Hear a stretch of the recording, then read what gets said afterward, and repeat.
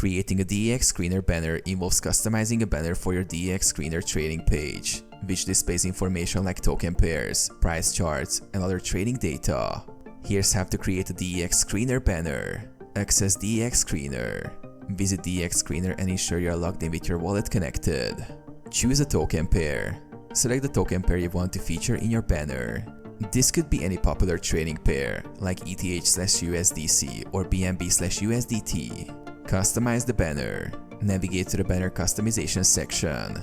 DEX screener provides options to adjust the appearance and content.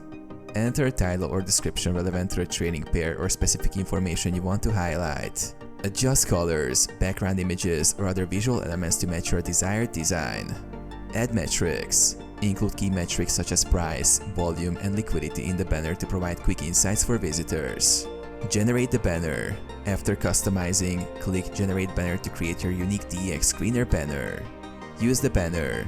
Copy the banner code or embed link and place it on your website, social media, or wherever you want to showcase market data and trends.